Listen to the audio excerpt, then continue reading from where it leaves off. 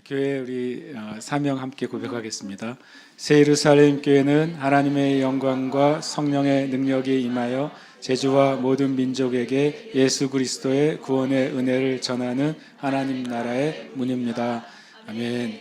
제가 모든 우리 교회 학교나 이렇게 예배할 때마다 이 교회 사명을 한 번씩 선포하라고 얘기를 했습니다. 우리가 누구인지를 알 때 우리가 그렇게 될 것입니다. 그렇죠? 그럼 여러분이 여러분 자신을 향한 인생의 사명도 선포하시길 축복합니다.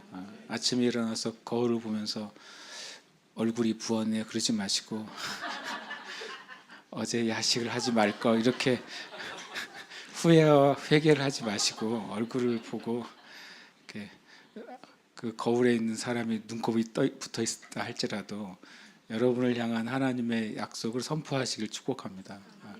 이것은 되게 중요합니다. 자주 말하지만 우리가 믿는다고 하는 것은 진리를 믿고 또 말하고 고백하는 겁니다. 우리 자신에 대해서도 성경에서 말씀하신 바를 고백하지 않는다면 누가 우리 자신에 대해서 진리를 말해 주겠어요? 그렇죠? 우리 안에 계신 성령님이 당연히 진리를 말씀하시는데 우리 자신도 우리 자신에게 진리를 고백해야 됩니다. 그래서 우리는 교회에 모일 때마다 교회를 향한 약속을 고백하는 겁니다. 그러면 이 주님의 몸된 교회는 이렇게 되어가고 있습니다. 아멘. 그리고 또 그렇게 주님이 나타내십니다. 그럼 여러분 자신을 향해서도 내 인생의 부르심과 사명에 대해서 아직 잘 모르겠다. 그러면 성경을 펼쳐서 제일 복되다고 생각하는 말씀을 찾아서 그냥 일단 시작을 하세요. 제일 축복의 약속이라고 생각하는 말씀 찾아서 일단 여러분 자신에게 고백을 하시길 축복합니다.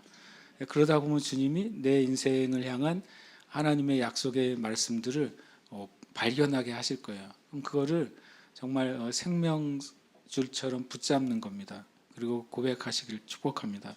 하나님의 약속이 없는 게 아니라 하나님의 축복이 없는 게 아니라 그것을 내가 믿고 고백하지 않기 때문입니다. 우리 2025년 항상 열매 맺는 게 아직 2025년 안 끝났습니다. 그러니까 저는 좀 더 제가 더 가기로 했습니다. 만으로는 음력으로는 아직 멀었다. 11월 30일 되려면 음력으로는 한참 멀었다고 생각하고 끝까지 우기면서 2026년과 5년이 겹치는 한 달이 있겠죠. 어쨌든 우리가 믿음으로 고백합시다. 너희가 나를 택한 것이 아니요 내가 너희를 택하여 세웠나니 이는 너희로 가서 열매를 맺게 하고 또 너희 열매가 항상 있게 하여 내 이름으로 아버지께 무엇을 구하든지 다 받게 하려 함이라. 아멘. 오늘 함께 나눌 주제입니다. 함께 읽겠습니다. 가장 큰 능력과 지혜이신 예수님을 갈망합니다. 한 번 더 고백할까요? 가장 큰 능력과 지혜이신 예수님을 갈망합니다. 아멘. 오늘 말씀은 고린도전서 1장 24절 말씀입니다. 우리 함께 고백하겠습니다.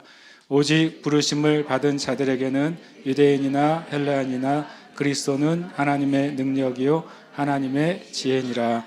아멘. 우리 한 번 더 말씀 한번 선포할까요? 시작. 오직 부르심을 받은 자들에게는 유대인이나 헬라인이나 그리스도는 하나님의 능력이요 하나님의 지혜니라. 아멘. 여기 여러분이 있으시잖아요. 있으십니까? 어디에 있습니까? 자들에게 여러분의 이름이 있습니다. 여기 오직 부르심을 받은 자들에다가 우리의 이름을 넣어서 명확하게 넣어서 마음에 새기면서 한 번 더 말씀을 선포하겠습니다. 시작. 오직 부르심을 받은 고운령에게는 유대인이나 헬라인이나 그리스도는 하나님의 능력이요 하나님의 지혜니라. 아멘. 저와 여러분에게 예수님은 하나님의 능력이고 하나님의 지혜인 줄 믿습니다. 아멘. 오늘 이 말씀에는 어디로부터 말씀이 시작되냐면 1장 17절부터 계속 말씀이 이어지고 있습니다. 1장 17절에는 사도 바울이 자신의 부르심과 사명의 목적이 무엇인지를 명확하게 말해줍니다. 고린도전서 1장 10절 이렇게 말씀하고 있습니다. 그리스도께서 나를 보내심은 세례를 베풀게 하려 하심이 아니요 오직 복음을 전하게 하려 하심이로다. 말의 지혜로 하지 아니함은 그리스도의 십자가가 헛되지 않게 하려 함이라라고 말씀하고 있습니다. 첫 번째 이 말씀에서 사도 바울이 나는 세례를 베풀라고 하나님의 부르심을 받은 것이 아니다. 참 특별한 말을 하고 있습니다. 하나님이 나를 사도로 부르신 것은 또 교회들을 세우고 또 하나님의 사람들을 일으키고 복음을 전하고 한 것은 세례를 베풀기 위해서 나를 부르신 것이 아닙니다라고 말합니다. 즉 종교적인 의례나 행사를 만들기 위해서 사도 바울이 부름받지 않았다고 말씀하는 것입니다. 인간적인 목표나 실적을 만들기 위해서 자기가 부르심 받았다고 말한 것이 아닙니다. 그러니까 사도 바울은 자신이 세운 주님께서 세우게 하신 교회들을 일일이 세거나 그런 것이 자기의 자랑이 되지도 않고 자기의 사역의 열매라고 말하고 있지도 않는 것입니다. 당연히 세례를 베푸는 것 그리고 교회를 세우는 것, 교회가 성장하는 것은 좋은 것입니다. 그러나 사도 바울이 분명히 내 사명의 핵심은 세례를 주는 것과 같은 일을 하는 것이 아닙니다라고 명확하게 말하고 있습니다. 사도 바울은 이 말씀에서 자신의 사명, 자신의 부르심은 복음을 전하기 위한 것이다라고 말씀하고 있습니다. 왜냐하면 복음만이 사람의 영혼을 구원하기 때문인 줄 믿습니다. 오직 복음만이 진정한 치유와 회복을 주는 것이기 때문인 것입니다. 오직 복음만이 어둠에 속한 모든 어둠의 일을 몰아내는 것이기 때문에 그렇습니다. 오직 복음만이 하나님이 성경에서 약속하신 언약과 축복이 우리에게 임하는 유일한 길이기 때문에 그렇습니다. 사도 바울이 그래서 자신의 사명과 부르심의 목적은 복음을 전하는 것이라고 1장 17절에 분명히 말씀하고 있습니다. 그리고 또 17절에 또 한 가지를 더 말하고 있는데요. 이 복음이 말의 지혜로 전하는 것이 아니다라고 말씀하고 있습니다. 복음이 지혜로운 말, 사람들을 설득하는 말, 사람과 잘 소통하는 말을 통해서 복음이 전해지는 것이 아니다라고 말합니다. 실은 그렇게 전해야 되는 거 아닌가요? 복음이 전할 때 지혜롭게 전해야죠. 그 틀린 말이 아닌 것 같습니다. 복음을 전할 때 사람들이 듣고 잘 그 말씀을 이해하고 또 설득시켜야 되죠. 그것도 틀린 말이 아닌 것 같습니다. 그런데 사도 바울은 말합니다. 복음은 말의 지혜, 지혜로운 말로 전하는 것이 아니라고 말합니다. 왜 그렇게 말하냐면 이 말씀에서 보면 복음이 만일 사람의 지혜로운 말들만로만 전해지면 십자가가 그 효력을 상실한다고 말했습니다. 굉장히 중요한 얘기를 하고 있습니다. 얼마 전 국민일보에 기사가 나왔는데 모 대학교에서 이제 설교 컨퍼런스를 했습니다. 이 시대에 아주 설교 잘하는 목사님들과 신학자들이 설교에 대해서 이제 하루 종일 이제 컨퍼런스를 했어요. 그래서 제가 그 기사를 좀 읽어봤고 자료를 또 좀 보게도 됐습니다. 거기 이렇게 나오고 있습니다.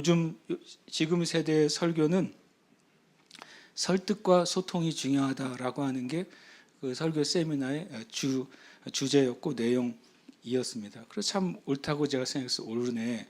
기사를 천천히 제가 살펴보면서 그런데 제가 한 가지 아쉬움이 있었어요. 물론 그 컨퍼런스의 내용을 제가 처음부터까지 다 강의를 들어본 건 아니었지만 주요 내용을 이제 기사에서 전면에 다뤘기 때문에 거기 한 가지 아쉬운 건 뭐였냐면 성경에서 설교에서 중요하다고 하는 면을 말하고 있지 않는 것 같다고 제가 느꼈습니다.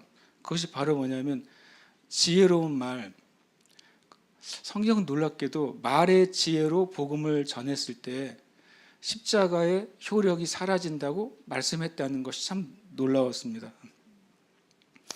복음은 십자가의 도라고 바로 1장 18절에 말씀하세요. 십자가의 도가 멸망하는 자들에게는 미련한 것이요 구원을 받는 우리에게는 하나님의 능력이다.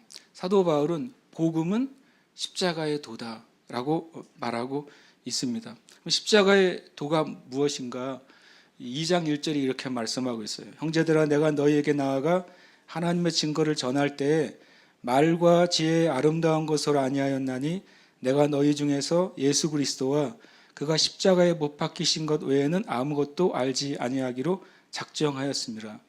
사도 바울이 놀라운 말을 합니다. 내가 너희에게 나가서 복음을 전할 때 지혜로운 말, 설득력 있는 말, 사람들이 다 이해할 수 있는 말로 복음을 전한 게 아니다. 지금 그렇게 전해야 된다고 지금 말하고 있는데, 지금 모든 설교학에서는 사람들을 잘 설득하는 변증이 필요하다고 말하고 있어요. 그거 잘못된 것은 아니에요. 그렇죠? 그리고 사람들과 잘 소통할 수 있는 언어나 표현과 도구를 통해서 설교를 하라고 말하고 있어요. 그것은 죄도 아니고 잘못된 것은 분명히 아닐 것입니다. 그런데 사도 바울은 복음을 전하는 첫 번째 세대의 사도로서 명확하게 말합니다. 내가 너희에게 전할 때 말과 지혜로의 지혜의 아름다운 것, 요즘 말로 하면 설득력 있고 사람들이 이해할 수 있고 서로 소통할 수 있는 언어로 전한 게 아니다. 이런 죄송하지만 지금의 설교학의 결론으로 볼 땐 엉뚱한 말을 이미 성경에서 하고 있다는 사실입니다. 그러면서 뭐라고 말하면 난 두 가지만 알기로 결정했다고 말했어요. 그 말은 뭐냐면 다른 걸 모른다는 소리가 아니에요. 사도 바울이 어떻게 하는 것이 지혜롭게 사람들 설득하는 것인지 모른다는 소리가 아닙니다. 사도 바울이 어떻게 하면 철학적으로 사람들의 마음을 사로잡을지 모른다는 게 아닙니다. 왜냐하면 사도 바울은 그것에 탁월한 사람이었으니까요. 근데 그거를 하지 않기로 결정했다는 거예요. 그렇게 하지 않기로 결정하고 두 가지만 전하기로 결정했다고 고린도전서 2장 2절은 분명히 말합니다. 뭐냐면 예수 그리스도와 그가 십자가에 못 박히신 것 외에는 아무것도 알지 않기로 작정했다라고 말하고 있는 것입니다. 두 가지죠. 예수 그리스도가 누구인가를 난 전하기로 작정했다. 예수 그리스도가 어떤 분이신가만을 전하기로 난 작정했다라고 사도 바울이 작정했다고 말합니다.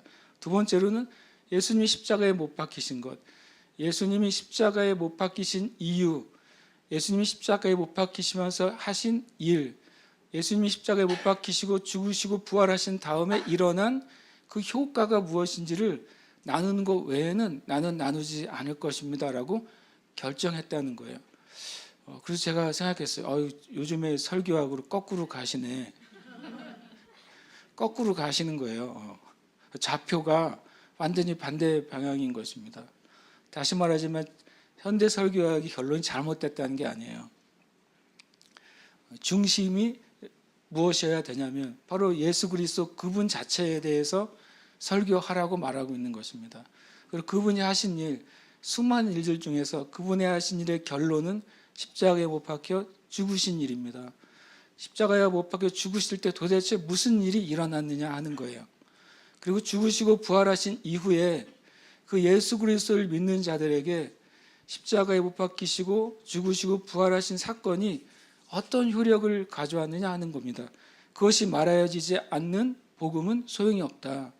그것이 말하여지지 않는 설교는 의미가 없다라고 사도 바울은 너무 명확하게 못을 받고 있습니다.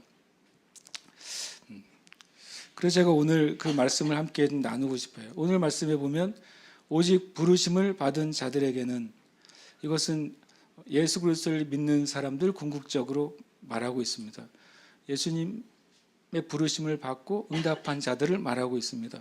그들이 유대인이든지 헬라인이든지 지금 말로 하면 모든 열방의 사람들을 말하고 있는 것이죠.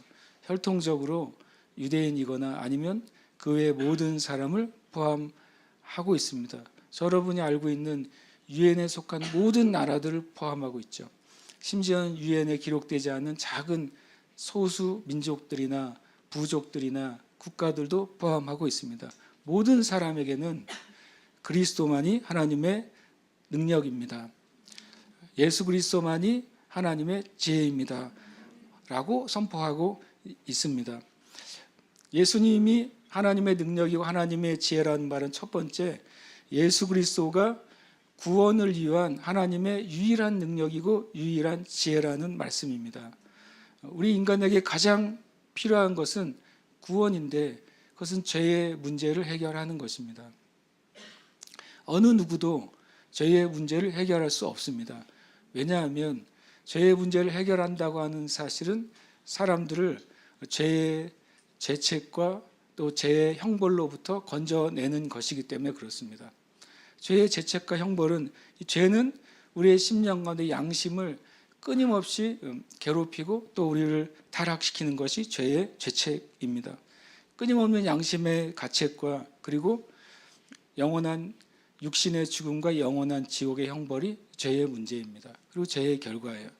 그러니까 이 죄의 문제가 해결될 수 있는 길은 사람으로서는 또 세상으로서는 아무것도 없다고 성경은 분명히 말씀하고 있습니다. 그래서 결국엔 누가 이 죄의 문제를 해결할 수 있고 해결했느냐?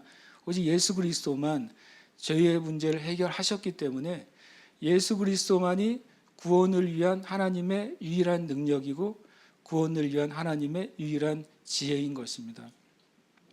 하나님이 세상을 구원하기를 원하시는데 구원하실 수 있는 방법, 그 지혜는 예수님이 대신 우리의 죄를 지고 죽으시는 것밖에 없는 것입니다. 답이 딱 하나인 겁니다. 저와 여러분의 심령의 구원, 영혼의 구원을 받을 수 있는 그 비법은 단 하나밖에 없는데 예수님이 저와 여러분의 죄를 지시고 죽으신 사건밖에 없습니다. 그래서 구원을 위한 하나님의 능력과 하나님의 지혜는 예수 그리스도밖에 없는 것입니다. 그리고 두 번째, 예수 그리스도만이 교회를 위한 하나님의 능력이고 하나님의 지혜인 것입니다. 성경은 교회를 말할 때 하나님의 교회라는 말을 서신서에서 계속 사용하고 있습니다. 하나님의 교회. 교회는 하나님의 교회죠. 그런데 교회가 하나님의 교회가 되기 위해서는 예수님은 그것이 모든 교회가 나의 교회가 되었을 때, 예수 그리스도의 교회가 되었을 때 하나님의 교회라고 불려질 수 있다고 말씀하십니다. 예수 그리스도의 교회, 예수님이 내가 이 반석 위에 나의 교회를 세우리니라고 말씀하셨어요. 이 땅에 있는 모든 교회라고 불리는 그 기관이나 모든 교회라고 불리는 모임이나 모든 교회라고 불리는 어떤 교단이라 할지라도 예수님을 온전히 고백하지 않는 교회는 하나님의 교회가 아닌 것입니다. 바로 하나님의 교회는 예수 그리스도의 교회고 또 예수 그리스도의 복음 위에 세워진 교회만 하나님의 교회가 되는 것입니다. 그래서 교회가 교회되는 그것이 바로 하나님의 능력과 하나님의 지혜는 예수 그리스도밖에 없는 것입니다. 왜냐하면 성경에 하나님의 모든 충만한 것은 교회에 부어져 있다고 말씀하십니다. 교회주의자가 되어야 됩니다. 그 말은 교권주의자나 교단주의자가 되라는 소리가 아니라 성경은 분명히 하나님의 모든 충만한 것, 하나님이 우리에게 주실 수 있는 그것이 가득한 상태는 교회에 주셨다고 말씀하고 있어요. 왜냐하면 그것이 교회는 예수 그리스도의 몸이기 때문에 예수님을 통해서 교회에 가득 채워지는 것입니다. 그것이 성경의 법칙이에요. 그래서 교회를 하나님의 충만함으로 가득 채우는 하나님의 능력은 예수 그리스도를 믿는 것밖에 없는 것입니다. 교회를 통해 하나님이 세상을 풍성하게 하고 세상을 구원하시고 평강을 주시려는 하나님의 지혜는 바로 예수 그리스도밖에 없는 것입니다. 세 번째, 예수 그리스도만이 하나님의 능력과 축복을 위한 유일한 통로가 되시는 것입니다. 성경은 하나님은 우리의 기도를 들으시는데 오직 예수 그리스도의 이름을 통해서만 들으시겠다고 말씀하셨어요. 그러니까 누군가가 하나님에게 속한 어떤 능력이나 응답을 받으려면 예수님을 통해서만 받게 되어 있는 것입니다.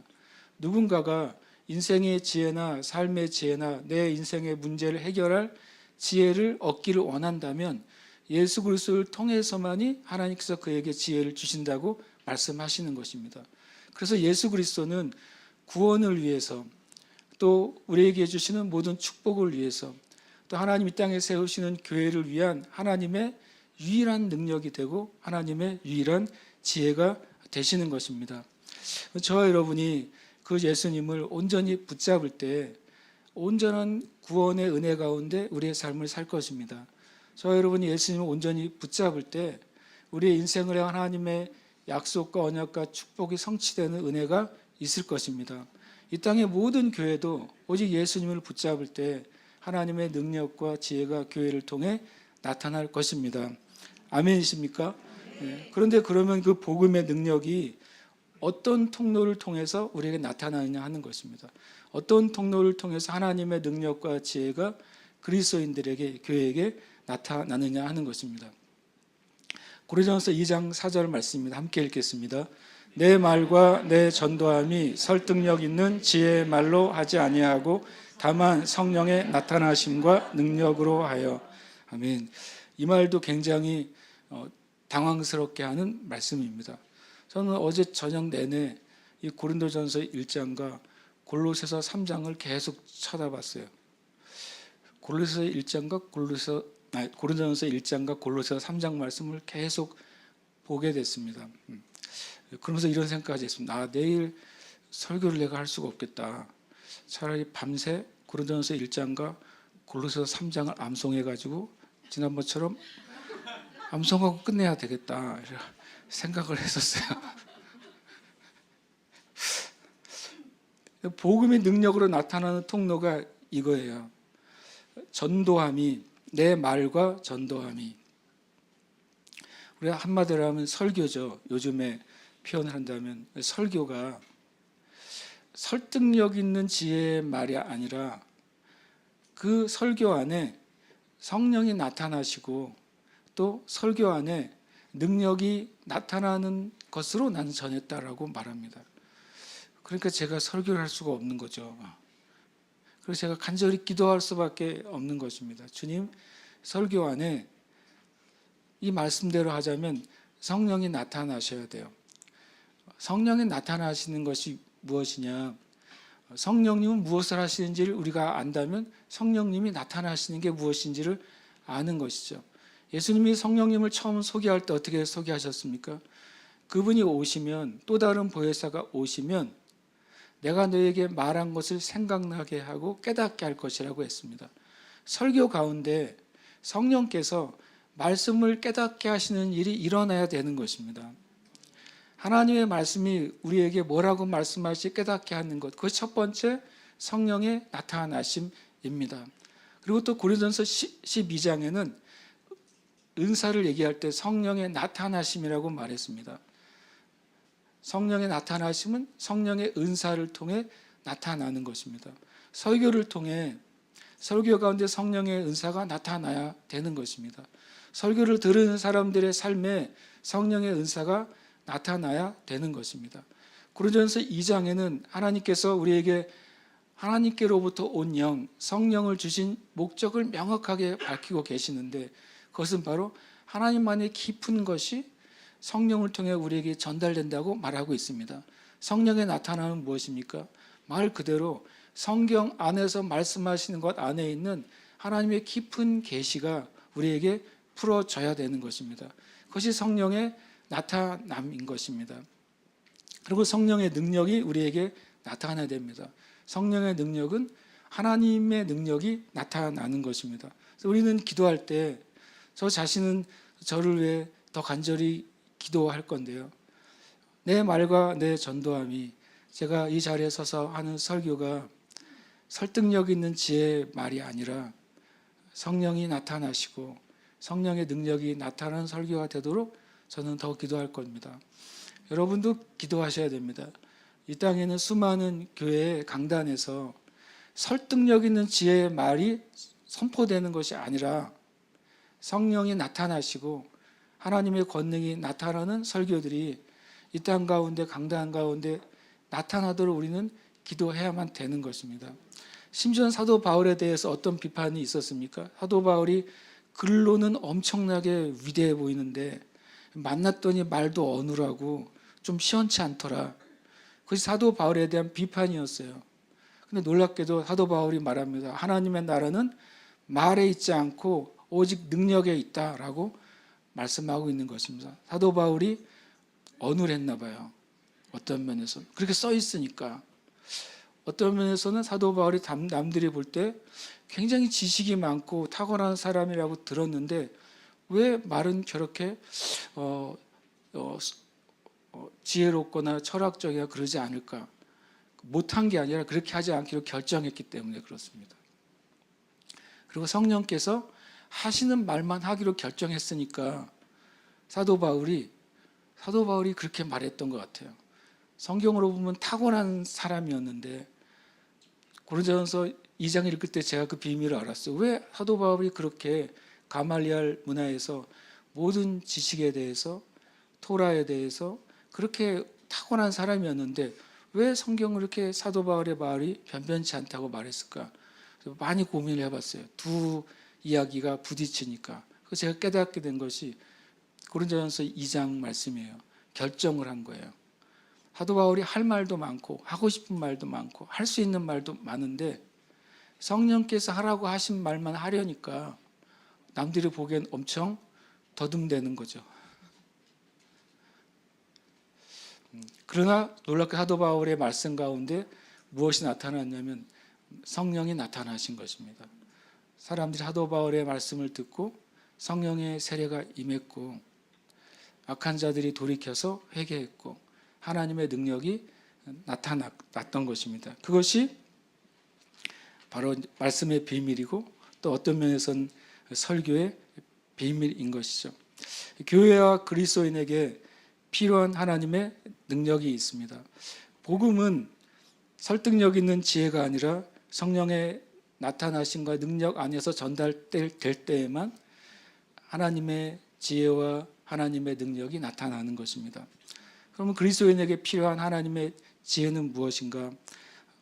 고린도전서 2장 6절 이후에 말씀하고 있는데 바로 성령을 통해서 하나님 우리에게 은혜로 주신 것들을 깨닫게 되는 것이 그리스도인이 가져야 될 지혜입니다. 다시 말씀드립니다. 그리스도인들이 가져야 될 지혜는 뭐냐면 하나님께서 이 땅에 있는 교회와 성도들 향해서 주신 것들이 무엇인지를 성령을 통해 깨닫게 되는 것, 이것이 그리스도인들이 추구해야 될 유일한 지혜예요. 성경이 그렇게 말씀하고 있는 것입니다. 고린도서 2장 10절에 이렇게 말합니다. 오직 하나님이 성령으로 이것을 우리에게 보이셨으니 성령은 모든 것, 곧 하나님의 깊은 것까지도 통달하시느니라 라고 말씀하고 있습니다. 또 12절에서 말씀하고 있습니다. 우리가 세상의 영을 받지 아니하고 오직 하나님으로부터 온 영을 받았으니 이는 우리로 하여금 하나님께서 우리에게 은혜로 주신 것들을 알게 하려 하심이라. 무엇이 지혜라고요? 하나님이 이미 교회와 그리스도인에게 은혜로 주신 게 무엇인지 알게 되는 것이 하나님의 지혜입니다. 우리들은 지혜라고 생각하면 인생 살아가는 방법을 아는 것을 지혜라고 먼저 생각합니다. 우리는 지혜라고 생각하면 또는 성경을 깊이 해석하고 성경을 잘 알고 그런 것을 지혜라고 생각합니다. 그런데 성경에서 성령님이 오셔서 지혜와 계시의 영이신 성령님, 예언의 영이신 성령님, 하나님의 속에 모든 깊은 것을 다 알고 계신 성령님, 그분이 오셔서 이 땅의 교회와 성도들에게 주시고 싶은 지혜는 뭐냐면 하나님이 이미 교회와 성도들에게 주신 것이 무엇인지를 깨닫게 하시는 것입니다. 여러분은 그걸 알고 있습니까? 여러분을 위해서 하나님이 주신 게 무엇인지 알고 계십니까? 그걸 아는 사람은 지혜로운 사람이에요. 우리가 성령님을 추구하고 성령님께 맡겨드리고 또 우리가 성령님을 구하면서 말씀을 읽어야 되는 이유가 있다면 이 기록된 성경 안에서 이 땅의 교회를 향해서 하나님 주신 그 놀라운 게 무엇인지를 깨닫게 되는 것입니다. 이 많은 성경 구절 가운데서 바로 여러분 자신을 위해서 하나님 이미 주신 것을 깨닫게 되는 것입니다. 그것이 지혜예요. 그것이 내 인생의 최고의 지혜인 것입니다. 여러분 오늘 이후로 말씀을 볼 때 이 고린도전서 2장 말씀을 한번 보시고 말씀을 보세요. 아, 성령님이 오시면 하나님께서 나에게 은혜로 주신 것들이 무엇인지 깨닫게 해 주시옵소서. 오늘 내가 읽는 말씀 가운데 하나님 나에게 은혜로 주시는 말씀이 무엇인지 깨닫게 해 주시옵소서. 그것이 지혜예요. 그리고 그것이 우리가 우리의 삶 가운데 고백되어지고 선포될 때 그것이 능력으로 나타나는 것입니다. 그러면 오늘 말씀대로 예수 그리스도 하나님의 능력이시고 지혜이신데 그리고 그분이 성령님을 통해서 우리에게 역사하시는데 그 예수님을 찾고 갈망하는 법을 배우면 되겠죠. 예수님을 찾고 갈망하는 법을 익히면 그 예수님을 찾고 갈망하는 것을 통해 하나님의 능력과 하나님의 지혜가 우리에게 임하지 않겠습니까? 하나님으로부터 오는 것들을 우리에게 받을 때 그 길이 성경에 명확하게 기록이 되어 있습니다. 제가 찾은 것은 골로새서 3장의 말씀이에요. 함께 읽겠습니다. 그러므로 너희가 그리스도와 함께 다시 살리심을 받았으면 위의 것을 찾으라. 거기는 그리스도께서 하나님 우편에 앉아 계시느니라. 아멘. 이것을 골로새서 3장 말씀을 정확히는 17절까지 정도 보면 그 내용이 위의 것을 찾는 것에 대해서 말씀하고 있습니다. 그리스도와 함께 다시 살리심을 받았으면, 그것은 또 무엇을 말합니까? 구원받은 자들을 말합니다. 저와 여러분은 예수 믿을 때에 그리스도와 함께 다시 살리심을 받았습니다. 아멘. 구원받았다라고 성경에서 말하는데, 구원받았다라고 하는 것에 대한 여러 가지 성경적이고 영적인 표현들이 있습니다. 여기서는 너희가 구원을 받았으면 이라고 하는 말이에요. 너희가 거듭났으면 이라고 하는 말입니다. 너희가 정말 하나님을 믿는 자가 되었으면 이라고 말하는 것입니다. 그것을 이 사도 바울은 골로새서에서 이렇게 표현합니다. 그리스도와 함께 다시 살리심을 받았으면. 그러면 구원받은 것의 내용 중에 하나가 뭡니까? 저와 여러분이 예수 그리스도와 함께 다시 살리심을 받은 것이 내가 구원받은 것입니다. 예수님이 어떻게 살리심을 받았습니까? 예수님이 육신으로 십자가에서 피 흘리시고 몸이 찢기시고 수많은 저주와 모욕 가운데 죄 없이 죽임을 당하셨어요. 그것은 온 인류의 죄를 위해서 대신 죽으신 사건입니다. 그것은 저와 여러분의 씻을 수 없는 죄, 그리고 씻겨지도 않는 죄를 대신 씻으신 사건입니다. 그리고 주님이 이렇게 죄를 씻으시고 죽으셨을 뿐만 아니라 다시 살아나셨습니다. 이것은 성경적으로, 역사적으로, 영적으로 사실인 것입니다. 그럴 때 예수님을 믿을 때, 예수님 믿는 사람들은 예수님이 죄를 위해 죽으신 것처럼 우리의 죄가 죽었다는 것입니다. 우리의 죄가 사라졌다는 사실입니다. 다시 살리심을 받았을 때 예수님은 더 이상 죽지 않는 몸으로 부활하셨습니다. 예수님은 다시 육신으로도 죽으시지 않으십니다. 그리고 주님은 영이심으로 영원히 당연히 죽지 않으십니다. 그러면 어떤 사람이 예수님을 믿었다는 사실이 골로새 3장 1절에 의하면 그리스도와 함께 죽었다가 살아난 사건이라면, 저 여러분이 예수 믿었다고 하는 사실은 무엇입니까? 죄에 대해서 우리가 죽었다는 사실입니다. 우리 안에 있는 모든 죄가 예수님 안에서 사라졌다는 사실입니다. 그것을 고백하십시오. 난 예수님을 믿습니다라는 고백을 합니다. 그러나 이 고백을 하는 사람 별로 못 봤어요. 주님, 저의 죄는 다 사라졌습니다. 한번 따라해 볼까요? 주님, 예수님으로 인해 저의 모든 죄는 사라졌습니다. 이게 믿은 것에 대한 결과인 것입니다. 그리고 예수님이 다시 부활하셨을 때 영생으로 부활하신 것입니다. 그래서 저와 여러분이 예수님 믿을 때 죄가 사라졌을 뿐만 아니라 영생을 얻게 된 것입니다. 영생은 죽어서 천국에 갔을 때 누리는 것이 아닙니다. 영생은 내가 예수님을 믿는 그 순간 나에게 주어진 것입니다. 그리스도인들이 왜 육신의 죽음을 두려워하지 않게 되는 게 무엇입니까? 내가 영생을 얻었기 때문에 그렇습니다.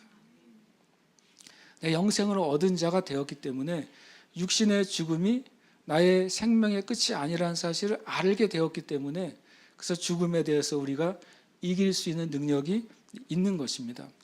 그렇게 우리가 죽고 살았습니다. 그런 사람이라면 이제는 무엇을 해야 된다고 말씀하십니까? 위의 것을 찾으라라고 말하고 있습니다.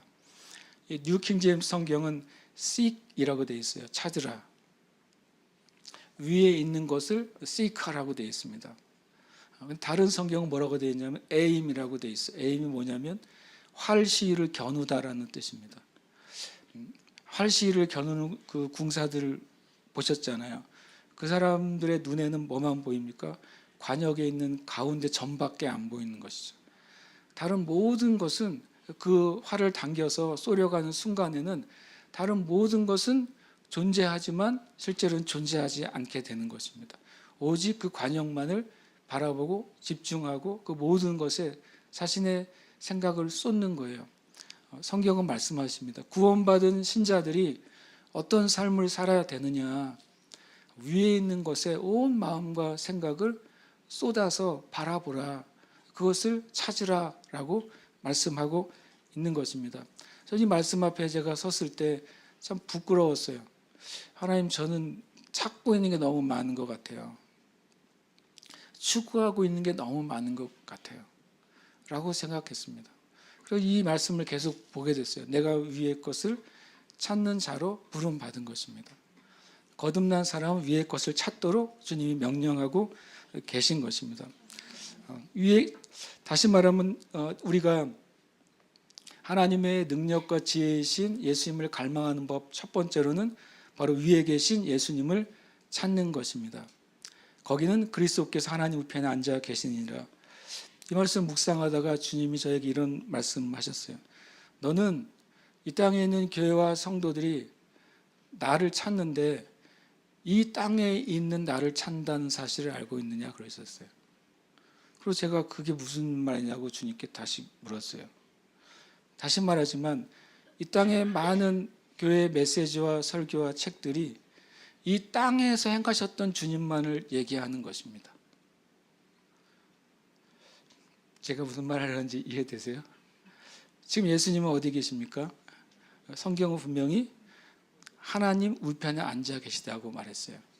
그럼 우리가 고백하는 예수님, 또 믿고 바라는 예수님은 지금 어디 계십니까?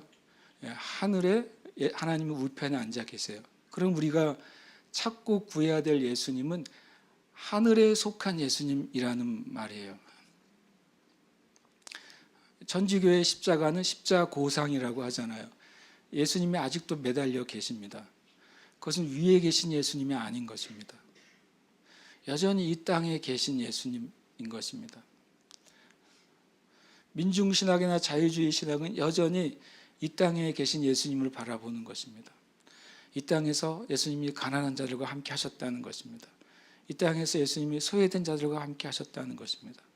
이 땅에서 예수님이 약자들과 함께 하셨다는 것입니다. 틀린 말은 아닙니다. 그런데 골로새 3장 1절을 보십시오. 구원받은 자들이 예수님을 찾는데 어떤 예수님을 찾으라고 말하고 계십니까? 위에 계신 예수님이요. 그래서 많은 그리스도인들과 교회가, 많은 또 사역자들이 위에 계신 예수님에 대해서 관심이 없어요. 예수님은 위에 계신데 위에 계신 예수님이 무엇을 하시는지에 대해서 관심이 없어요. 그래서 그분을 찾지 않는 것입니다. 위에 계신 예수님 무엇을 하고 계십니까? 그분은 우리의 중보자가 되십니다. 위에 계신 예수님만이 우리의 기도를 받아서 하나님께 가져가실 수 있는 분이십니다. 위에 계신 예수님은 말씀으로 세상을 붙잡고 계시다고 성경은 말씀하십니다. 위에 계신 예수님은 지금도 죄를 씻으시는 일을 하신다고 말씀하고 계십니다. 위에 계신 예수님이 무엇을 하는지를 찾으십시오. 그분이 우리의 주님이십니다. 그럼 십자가를 찾지 말라는 것입니까? 부활을 찾지 말라는 것입니까? 그 말이 아닙니다. 십자가와 부활을 통해 주님은 이미 뭘 이루셨습니까? 구원을 이루셨어요. 지금 예수님 십자가에 못 박히시지 않습니다. 지금 예수님이 부활하시지 않습니다. 십자가에 못 박히시고 죽으시고 부활하셔서 구원을 완성하신 것입니다. 구원을 완성하신 주님이 위에 계신 것입니다. 그래서 우리는 그 위에 계신 주님으로부터 구원을 받는 것입니다. 위에 계신 주님으로부터 하늘에 속한 것을 받는 것입니다. 에베소 1장 3절에서 우리는 그리스도 안에서 하늘에 속한 모든 신령한 복을 받았다라고 말씀합니다. 어떨 때만 받을 수 있습니까? 위에 계신 예수님을 묵상할 때 받는 것입니다. 위에 계신 예수님, 하나님 보좌 우편에 권세와 권위의 자리를 회복하신 예수님, 그분을 바라볼 때 하늘로부터 온 신령한 복들이 이 땅의 교회와 성도들에게 임하는 것입니다. 이것이 우리가 하나님의 지혜와 능력이신 예수님을 첫 번째 갈망하는 길입니다. 두 번째는 위에 있는 일들을 생각하는 것입니다. 첫 번째는 예수님을 바라보는 것이고, 두 번째는 위에 속한 일들을 생각하는 것입니다. 골로새 3장 2절에 위의 것을 생각하고 땅의 것을 생각하지 말라라고 말합니다. 여러분 뭘 생각하십니까? 골로새 3장 2절은 위의 것들을 생각을 하라고 말하고 있습니다. 제가 또 이 말씀을 2절을 보다가 한참 그냥 눈으로 쳐다보니까, 주님, 저는 생각할 게 너무 많은데요, 이 땅에 게. 너무 많아요. 다 생각할 수도 없어요. 너무 많아가지고. 그런데 성경은 너무 단호한 것입니다. 네가 구원받은 자라면 위에 속한 것들을 생각하라고 말하고 있습니다. 성경은 우리의 시민권이 하늘에 있다고 말씀하셨어요. 그런데 시민권은 하늘에 있는데 지상의 나라, 땅에 있는 것들을 생각하고 있는 것입니다. 마치 이런 생각이 들었어요. 내가 한국에 있다가 미국에 갔는데 계속 한국 생각을 하고 있는 것입니다. 한국은 안 그랬는데 이렇게 생각하는 것이죠. 미국에 가서 5만 원권을 내주니까 이 사람이 뭐라고 그러니까 한국에는 이게 통하는데 이렇게 말하고 있는 것입니다. 또 반대로 미국 사람이 한국에 와가지고 미국엔 안 그랬는데 라고 말하고 있는 것입니다. 제가 2절을 보다 그 생각이 들어서, 너희는 위에 있는 것을 생각하고 땅의 것을 생각하지 말라. 나의 생각이 얼마나 많이 수정돼야 될까 하는 생각이 드는 것입니다. 나의 사고방식과 가치가 성경은 분명히 위에 속한 것을 생각해라. 계속 그것을 생각하고 그것을 묵상하고 그것을 말해라 라고 말씀하시는데, 끊임없이 나는 이 땅에 속한 것을 생각하고 묵상하고 그것을 말하고 있는 것입니다. 저 여러분이 하나님의 능력과 지혜이신 예수님을 갈망하는 길은 위에 속한 것들을 생각하는 것입니다.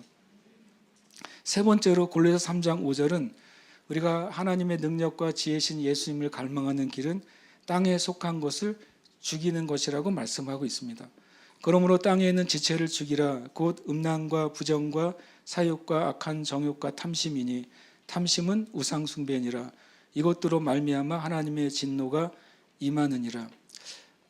구원받은 사람들이 땅에 있는 지체를 죽이지 않으면 그 삶 가운데 하나님의 진노가 임한다고 말하고 있습니다.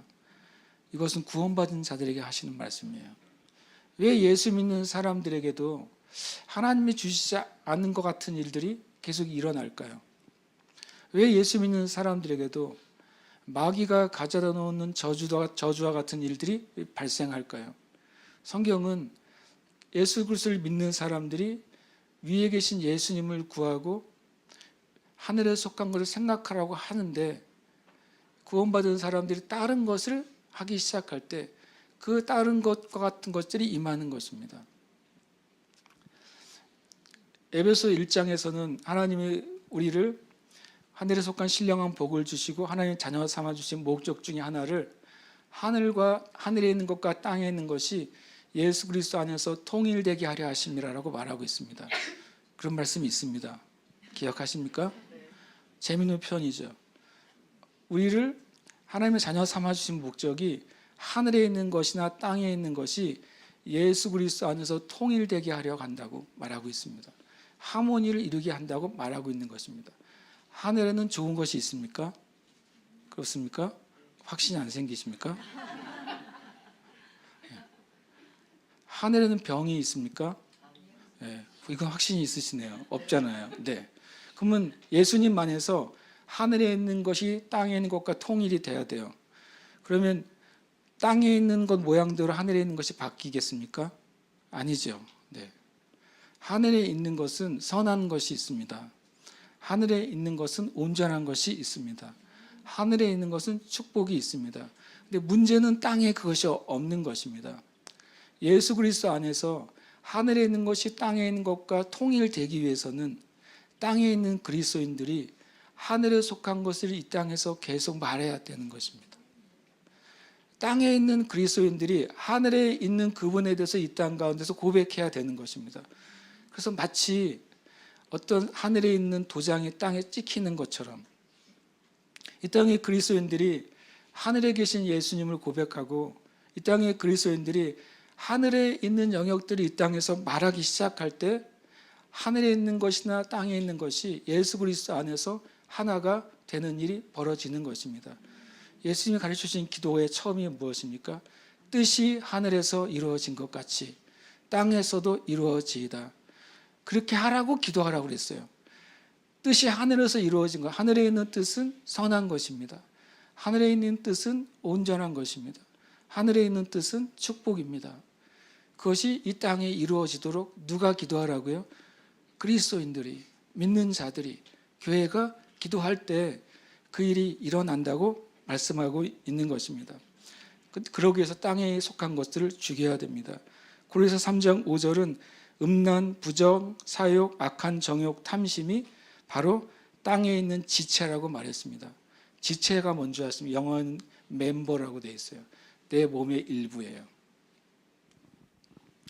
여러분, 그리스도인들 안에도요, 자기 몸의 일부, 기관처럼 우리 속에 손과 발이 있고 위장이 있는 것처럼 어떤 걸 달고 사는지 아십니까? 이 말씀에 보면 음란, 부정, 사욕, 악한 정욕, 탐심을 가지고 있다고 말하는 것입니다.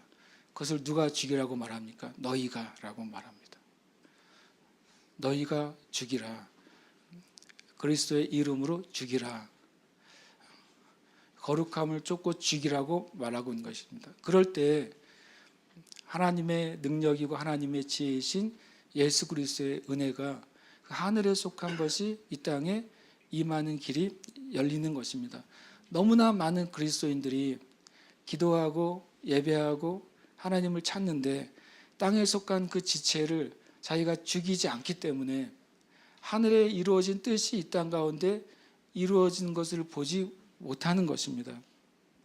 그리고 성경은 그것이 우리 마음에 있는 바로 이 음란, 부정, 사욕, 악한 정욕, 탐심이 우리에게 어떻게 발현되는지를 또 성경은 말씀하고 있습니다. 골로새서 3장 8절에 이렇게 말합니다. 이제는 너희가 이 모든 것을 벗어버리라. 곧 분함과 노여움과 악의와 비방과 너희 입에 부끄러운 말이라. 너희가 서로 거짓말을 하지 말라. 우리 마음에 있는 것은 음란, 부정, 사욕, 악한 정욕과 탐심이에요. 그 마음에 있는 것이 입으로 나올 땐 뭐가 나오냐면 분노와 노여움과 악의와 비방과 부끄러운 말과 거짓말로 발현이 되는 것입니다. 그래서 성경에서 말씀하고 있는 거예요. 내가 내 마음에 있는 지체를 죽일 때 영적인 마치 나의 지체들이죠. 그것을 죽일 때 우리의 입술 가운데서는 분노와 노여움과 악의와 비방과 부끄러운 말과 거짓말이 사라지는 것입니다. 뿌리를 잘라내야 열매가 사라지는 것입니다. 열매를 아무리 잘라내도 뿌리를 잘라내기 전에는 그 열매는 다시 때가 되면 다시 나와요. 그래서 세상의 징벌이나 체벌이 사람을 바꿀 수 없는 이유가 오직 하나님의 말씀만이 우리의 뿌리를 다루시기 때문에 그렇습니다. 여러분과 제가 하나님의 능력, 하나님의 지혜이신 예수님의 은혜를 입으려면 우리는 땅에 있는 지체를 죽여야 되는 것입니다. 그리고 골로새 3장 13절은 네 번째로 사랑하고 용서하고 감사할 때 우리가 하늘에 있는 것을 찾을 수 있게 됐다고 말씀하고 있습니다. 저와 여러분이 사랑하고 용서하고 감사하시길 축복합니다. 어떻게 사랑하고 용서하냐면 그 수준은 하나님이 너희를 용서하신 것처럼 이라고 말씀하고 있습니다. 하나님이 나를 용서하신 것처럼 내가 다른 사람을 용서하고 사랑할 수 있다고 말씀하신 것입니다. 만약에 하나님이 나의 어떤 죄만 용서해 주셨다고 경험했다면 우리는 다른 사람에게 어떤 부분만 용서할 수 있을 것입니다.